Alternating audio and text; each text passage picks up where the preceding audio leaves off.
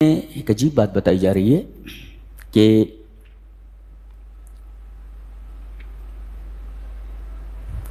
سنریہم آیاتنا فی الآفاق وفی انفسہم حتی یتبین لہم انہ الحق. ہم عنقریب انفس اور آفاق میں، دنیا میں اور آدمی کے وجود میں، یعنی آدمی کے علاوہ جو کچھ ہے وہ آفاق ہے. آدمی جو ہے وہ انفس ہے اور اس کے علاوہ جتنی چیزیں ہیں سب آفاق ہیں. تو ہم انسان کے وجود میں بھی اور آفاق میں بھی ایسی نشانیاں دکھائیں گے کہ جس سے یہ بات واضح ہو جائے گی کہ قرآن میں جو کچھ کہا گیا سب حق ہے. مثلا قرآن میں کہا گیا کہ اعمال گنے نہیں جائیں گے، تولے جائیں گے. تو مشرکین کا اعتراض یہ تھا کہ اعمال تو کیفیت ہیں، کیفیت کو کیسے تولا جا سکتا ہے؟ جی، کیفیت موزون کیسے ہوتی ہے؟ تولنے کے لیے مادی چیز ہونا چاہیے. ایک گلاس ہے، پانی ہے جس کا وزن ہو. آراز یہ کیسے موزون ہوتے ہیں؟ لیکن تھرمامیٹر ہے، اسی طریقے سے زلزلہ پیما ہے. یہ ساری ایجادات جو میدان میں آئیں انہوں نے بتا دیا کہ قرآن نے جو کہا بالکل صحیح کہا ہے. جی جی. اور انفس میں دکھایا کہ بچہ جب پیدا ہوتا ہے تو نطفے کے بعد علقہ ہوتا ہے. علقہ، اور عربی میں علقہ لیچ کو بولتے ہیں. لیچ، جونک. جونک آپ اس کو دیکھیں رحم کے اندر، مشاہدہ کریں تو آپ کو نظر آئے گا کہ نطفے کے بعد جو مرحلہ ہوتا ہے ماں کے رحم میں وہ بالکل لیچ جونک جیسا ہوتا ہے، ایسا لٹکا رہتا ہے رحم کی دیوار سے، بچے دانی کی دیوار سے ایسے لیچ یعنی جونک کی طرح لپٹا ہوا ہوتا ہے. ایسے لپٹا ہوا ہوتا ہے، لٹکا ہوا ہوتا ہے ایسے. تو جو کچھ قرآن کہہ رہا ہے بالکل صحیح کہہ رہا ہے. اور کہتے ہیں کہ ہدہد کیسے بولتا تھا؟ ریڈیو ایجاد کر لی گئی، لوہا بول رہا ہے. موبائل ایجاد کر لی گئی، لوہا بول رہا ہے. اس کے آلات بولے، بے جان چیزیں بول رہی. اور حضرت سلیمان علیہ السلام کے پاس ملکہ بلقیس کا تخت پلک جھپکتے ہی آ گیا. کیسے؟ آج بڑی بڑی ایجادات ہیں. ابھی میں نے پڑھا کہ جاپان نے ایک گاڑی ایجاد کی ہے، الیکٹرک ہے، جو اوساکا اور ٹوکیو کے درمیان صرف 10 منٹ میں پہنچتی ہے، جبکہ اوساکا اور ٹوکیو کے درمیان فاصلہ 4800 کا ہے. یعنی 4800 کلومیٹر کا فاصلہ یہ ٹرین 10 منٹ میں طے کرتی ہے. کتنی تیز رفتار ٹرین ہے. اوساکا اور ٹوکیو کے درمیان جو فاصلہ ہے وہ 4800 کلومیٹر ہے، جس کو یہ 10 منٹ میں طے کرتی ہے. کتنی فاسٹ ٹرین ہے یہ. تو یہ سب ایجادات بتا رہی ہیں کہ قرآن حکیم میں جو کچھ کہا گیا ہے وہ سب صحیح ہے.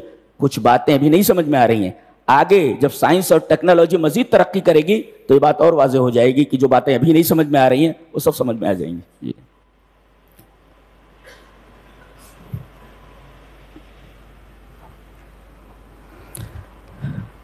ہم میں اور دوسرے لوگوں میں فرق یہ ہے کہ ہم مانتے ہیں کہ ساری چیزیں اللہ کی ہیں، اور دوسرے لوگ کیا مانتے ہیں؟ ساری چیزیں اللہ ہیں، اور ہم مانتے ہیں کہ ساری چیزیں اللہ کی ہیں. ایسے لہو ما فی السماوات و ما فی الارض، اسی کی ہیں وہ ساری چیزیں جو آسمانوں اور زمینوں میں ہیں. جی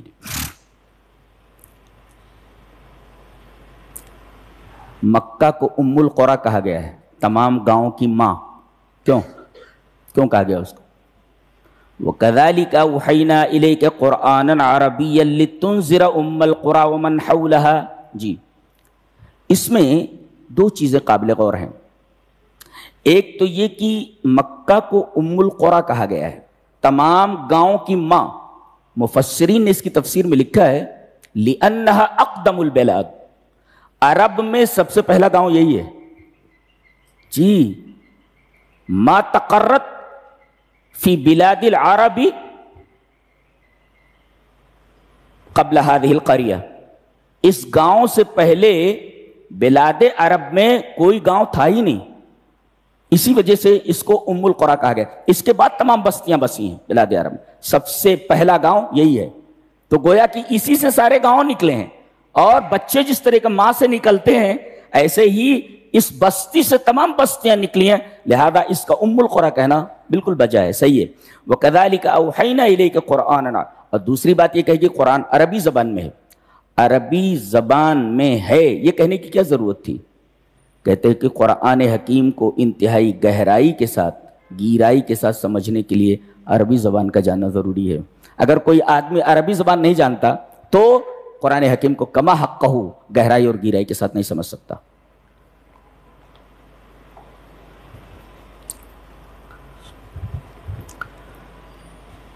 ایک آیت کریمہ ہے، ایک مفسر لکھتا ہے کہ اگر اس آیت کریمہ کے اوپر آدمی عمل کر لے، اس آیت کریمہ پر جس میں 3 احکام ہیں، اس میں 3 باتیں ہیں ایک آیت میں، اور ان 3 باتوں کے اوپر امت عمل کر لے، کوئی قوم عمل کر لے تو سکسیسفل ہو جائے، کامیاب ہو جائے.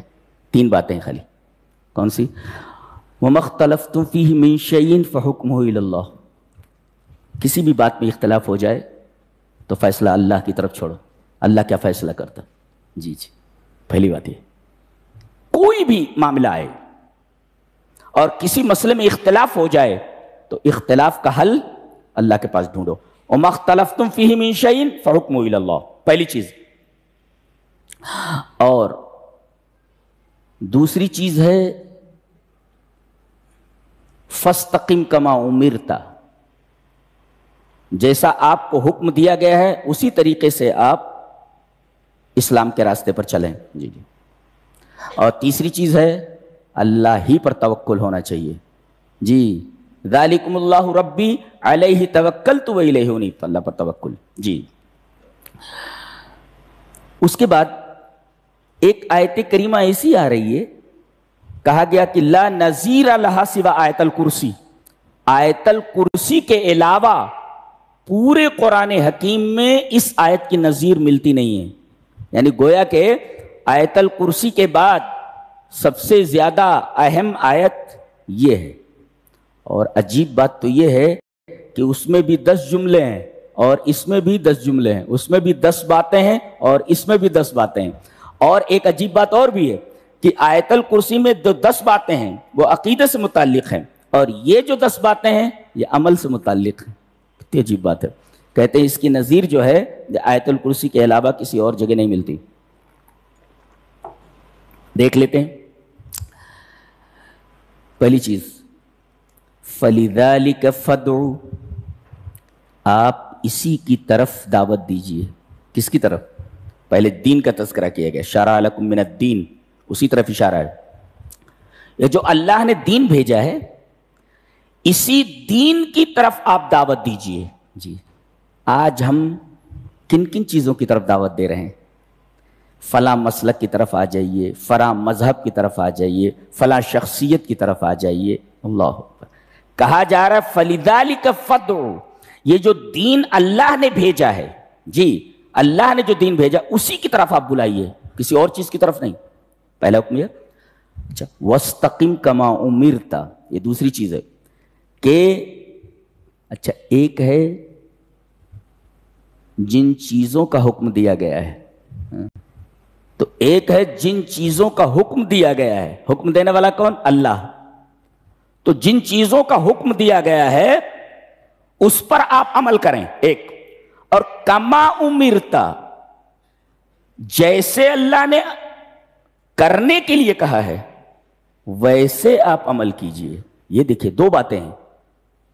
ایک تو یہ ہے جن جن چیزوں کا اللہ نے حکم دیا ہے، جن جن چیزوں کا آپ انہی پر عمل کیجئے ایک. اور کما امرتا، اور جیسے جیسے کرنے کے لیے کہا ہے ویسے ویسے آپ ان پر عمل کیجئے. یہ 2 باتیں ہو گئی. وَاسْتَقِمْ كَمَا أُمِرْتَ. گویا کہ رسول بھی پابند ہے اللہ تبارک و تعالیٰ کے حکم کا، کہ اللہ جو حکم دے رسول کو اسی حکم پر عمل کرنا ہے. اور جیسے عمل کرنے کے لیے اللہ کہے رسول کو بھی ویسے ہی عمل کرنا ہے. اس میں رد ہے ان لوگوں کا جو کہتے ہیں کہ لہو تصرف فی الکون، کہ کائنات میں رسول اللہ صلی اللہ علیہ وسلم کو تصرف کا اختیار ہے. قطعاً نہیں، بالکل نہیں. جو جو چیزیں اللہ نے دی ہیں، جن جن چیزوں کا حکم دیا ہے ان کو بروئے کار لانا ہے، ان پر عمل کر. اور جیسے جیسے کہا کما امرتا ویسے ویسے عمل کرنا ہے. رسول کائنات میں مختار نہیں ہے، جی مختار نہیں ہے وہ۔ تیسری چیز وَلَا تَتَّبِعْ أَهْوَاءَهُمْ، یہ تیسرا حکم ہے، آپ ان کی خواہشوں کی اتباع مت کیجیے۔ جی لوگوں کی خواہش کچھ ہے، فلاں کی خواہش کچھ ہے، آپ ان کے خواہشات کی اتباع مت کیجیے، ان کی خواہشوں کے پیچھے مت چلیے۔ فلاں آدمی یہ چاہ رہا، فلاں آدمی وہ چاہ رہا، فلاں وہ چاہ رہا ہے، تو ان کی چاہتوں اور ان کی خواہشوں کے پیچھے آپ مت چلیے، بالکل نہیں۔ یہ کیوں کہا گیا؟ یہ کیوں کہا گیا کہ آپ لوگوں کی خواہشات کے پیچھے نہ چلیے؟ اس لیے کہ اس ٹکڑے کا تعلق پہلے سے ہے، پہلے ٹکڑے سے کہا گیا کہ جن جن چیزوں کا حکم دیا گیا ہے آپ ان چیزوں پر چلیے، اور جیسے جیسے ان پر چلنے کے لیے کہا گیا ویسے ویسے چلیے۔ لیکن اگر آپ خواہشات کی اتباع کرنے لگیں گے تو پھر اللہ کے حکموں کے اوپر کیسے چل سکتے ہیں؟ خواہشات کی اتباع الگ ہے اور اللہ تبارک و تعالیٰ کے مامورات الگ ہیں اور ان کے طریقے الگ ہیں۔ تو خواہشات کی اتباع یہ کما امرتا کے خلاف ہے، جی اس وجہ سے بعد میں کہا گیا وَلَا تَتَّبِعْ أَهْوَاءَهُمْ، خواہشات کی اتباع کریں گے آپ تو وَاسْتَقِمْ کما امرتا پر آپ عمل ہی نہیں کر سکتے، اس لیے کہ خواہشات الگ ہوتی ہیں اور وَاسْتَقِمْ کما امرتا ایک الگ چیز ہے۔ تین باتیں۔ یہ چوتھی بات جو کہی جا رہی ہے بڑی عجیب ہے، وَقُلْ آمَنْتُ بِمَا أَنزَلَ اللَّهُ مِنْ کتاب، آپ اعلان کر دیجئے، قل آپ اعلان کر دیجئے کہ جتنی کتابیں نازل ہوئی ہیں سب پر میں ایمان لایا۔ یہ کتابیں جنس ہے، جی جنس ہے یہ، اور ما نافیہ کے بعد ہے، ما نافیہ کے بعد، اور ما نافیہ کے بعد من کے ذریعے اگر کسی چیز کو ذکر کیا جائے تو اس کے اندر عموم پیدا ہو جاتا ہے، یعنی جتنی، جیسے ما لکم من الہ غیرہ، ما لکم من لایا گیا، اللہ کے علاوہ کوئی بھی معبود نہیں ہے، وہی لایا گیا۔ ما انزل اللہ من کتاب، جتنی کتابیں دو باتیں، جتنی کتابیں نازل ہوئی ہیں جی وہ نازل شدہ منزل کتابیں ان پر میں ایمان لائے۔ اشارہ اس بات کی طرف ہے آج جو کتابیں ہیں لوگوں کے پاس، جی انجیل ہے، تورات ہے، کہتے ہیں کہ یہ تورات ہے، یہ انجیل ہے، ہم اس پر ایمان نہیں لاتے۔ کیوں؟ اس لیے کہ اللہ نے جو نازل کیا تھا ان میں تحریف ہو چکی ہے، انجیل محرف ہے۔ یہ نہیں کہا جا سکتا کہ انجیل اسی طریقے سے جس طریقے سے اتری تھی، تورات اس کے بارے میں ہم نہیں کہہ سکتے کہ جس طریقے سے اتری تھی تورات اسی طریقے سے ہے، تو ہم تورات اور انجیل پر ایمان لاتے، مگر جو تمہارے ہاتھوں میں ہے اے یہود اور نصارہ، ہم ان پر ایمان نہیں لاتے، اس لیے کہ یہ وہ کتابیں نہیں ہیں جو اس وقت نازل ہوئی تھی موسیٰ پر اور عیسیٰ پر۔ یہ بڑی عجیب بات کہی گئی جی۔ وَقُلْ آمَنْتُ بِمَا أَنزَلَ، آپ اعلان کر دیجئے کہ میں ان تمام چیزوں پر ایمان لایا جو اللہ نے نازل کی ہیں، تمہارے پاس جو ہے اس میں تحریف ہو چکی ہے، اس پر ہم ایمان نہ لیتے۔ اچھا پانچویں چیز، وَأُمِرْتُ لِأَعْدِلَ بَيْنَكُمْ، مجھے حکم دیا گیا ہے کہ میں تمہارے درمیان عدل کروں، چاہے وہ معاملہ اپنے خلاف ہو، آپ کے والدین کے خلاف ہو، آپ کے کسی رشتہ دار کے خلاف ہو، لا آپ ظلم نہیں کر سکتے، چاہے وہ مسلم ہو یا غیر مسلم ہو، کوئی بھی ہو، آپ اس کے ساتھ ظلم نہیں کر سکتے، اس کے ساتھ بھی آپ عدل ہی کریں گے۔ اور عدل کا معیار ایسا ہے، آج تو کسی نیتا کا بیٹا کوئی بڑا جرم کر لے تو بڑے بڑے وکیل لگا دیے جاتے ہیں جو کسی بھی طریقے سے اس لڑکے کو آزاد کرا لیتے ہیں۔ جی رسول اللہ صلی اللہ علیہ وسلم نے فرمایا وَأَيْمُ اللَّهِ لَوْ أَنَّ فَاطِمَةَ بِنْتَ مُحَمَّدٍ سَرَقَتْ لَقَطَعْتُ يَدَهَا، آپ نے فرمایا کہ اللہ کی قسم اگر میری لخت جگر فاطمہ بھی چوری کرے تو میں اس کا ہاتھ کاٹوں گا۔ اللہ اکبر، یہ ہمارے ہاں عدل کا معیار ہے۔ جی ہوا یہ تھا کہ بنو مخزوم جس کے خالد ابن ولید ہیں، جس قبیلے کے، اللہ اکبر، ان کا نام آتا ہے تو نوجوانوں کو خوش ہو جانا چاہیے، بہت عجیب و غریب بہادر ہے، ماؤں نے ایسا بچہ پیدا نہیں کیا ہے جی، 100 سے زائد جنگیں لڑی ہیں، کسی میں ہارا نہیں ہے، یہ واحد انسان ہے، واحد بہادر ہے جو کبھی ہارا نہیں۔ انہی کے قبیلے کی عورت تھی، اس نے چوری کر لی تھی۔ اب اس کا